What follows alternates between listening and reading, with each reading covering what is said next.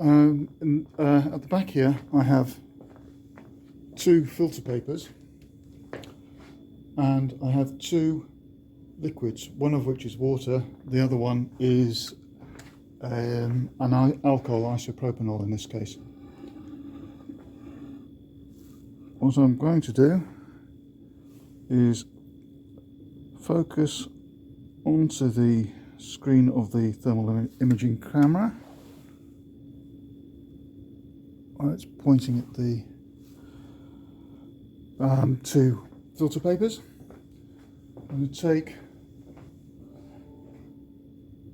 the two pipettes with the alcohol in and put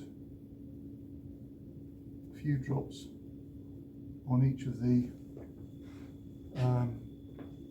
filter papers, and you'll notice that one is significantly colder than the other.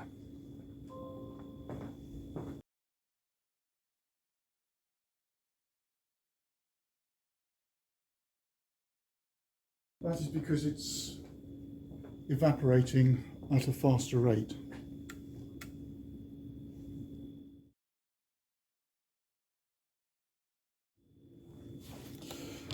So I have a pencil eraser here, and where I've been holding it, it's warm.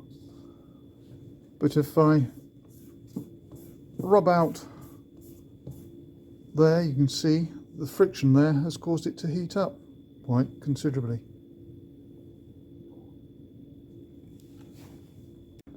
Another illustration of friction, I've got a piece of wood and another piece of wood in this drill bit here, as a drill bit in the drill. And what I'm going to do is focus on that, which should be looking at the piece of wood underneath.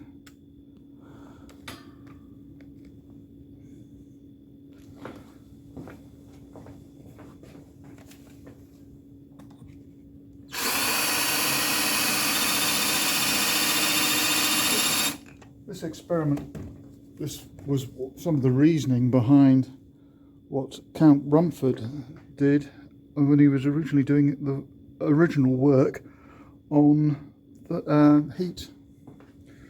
So all I've done, as you can see, is cause the friction to cause warming up, and if I carried on long enough I'll probably get it to burn.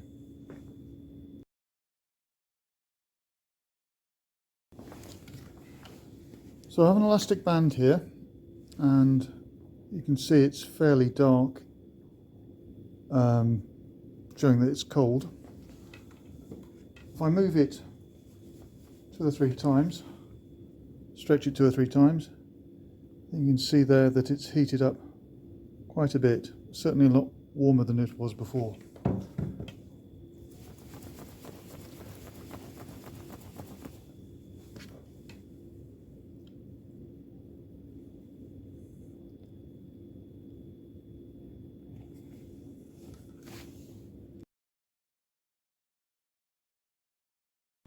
So I've got a kettle behind this thermal camera,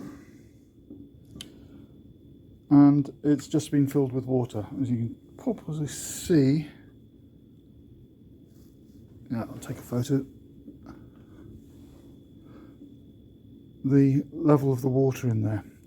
Now I'm just going to start the kettle. And I'll zoom in.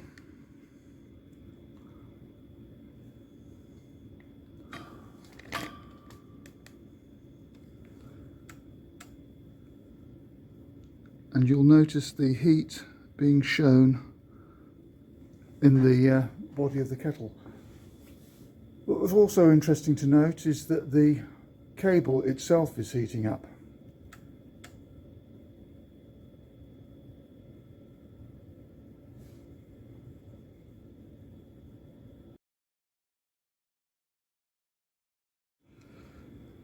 I'm going to continue to let the kettle warm up, and I'll take a few images as it gets close to its boiling point.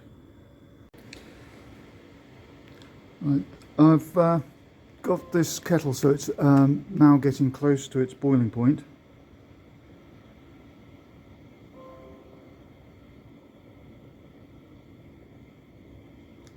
And as it just starts to boil, you should see some changes in the handle.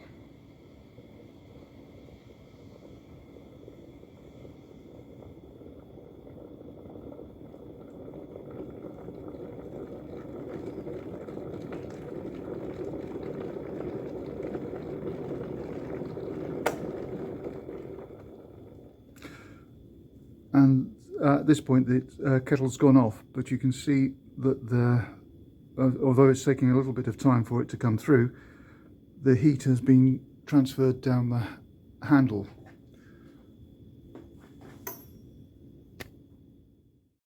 This is a bit of an aside on how the kettle works, but you've noticed that if you take it apart, you've got a gap here which allows steam to come round, and the steam interacts with this, and that has this little disc here which is a bimetallic strip,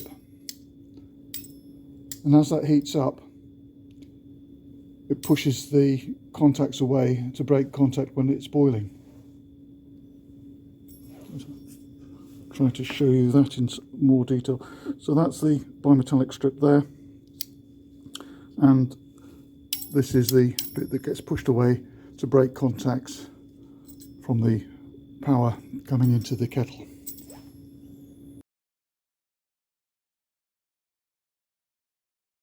I have here a simple circuit of 4 cells and a bulb.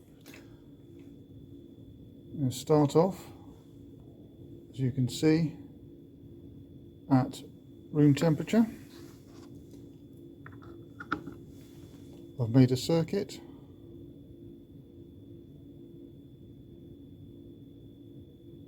And you can see the bulb heating up. And you can also see that these cells are heating up.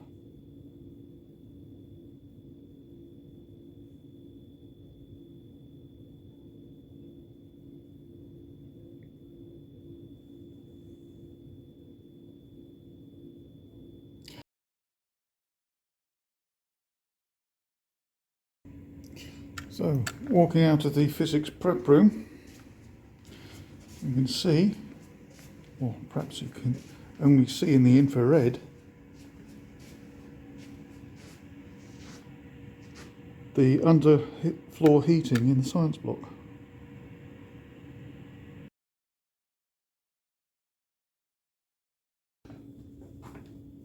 I have here, as the kettle's boiled, I have here a cube that is of copper that is painted on various sides. What I'm going to do is get a bit of masking tape.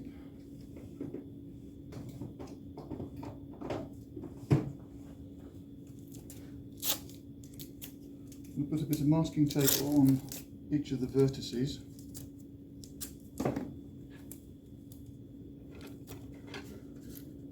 So it's in contact with the copper.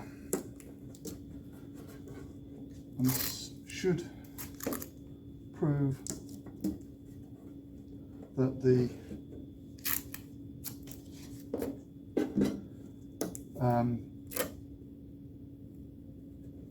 temperature of everything is the same, and the reflectivity of the surface, or the emissivity of the surface, is the thing we're looking at. So that's there. I'm going to pour the freshly boiled water in.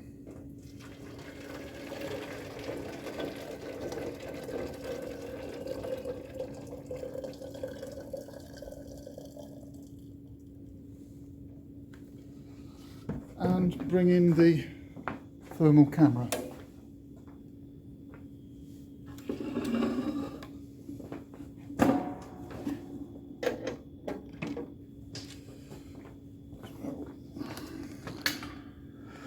So let's focus on the thermal camera.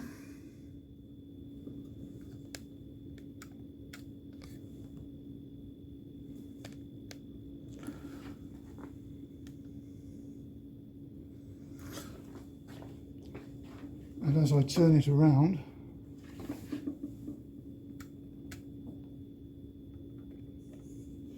you can see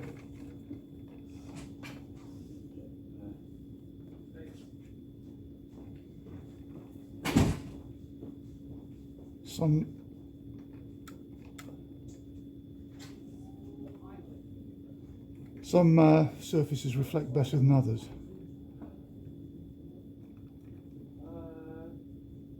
In fact, the silver one's actually picking up more of the reflection of the temperature of the room around it.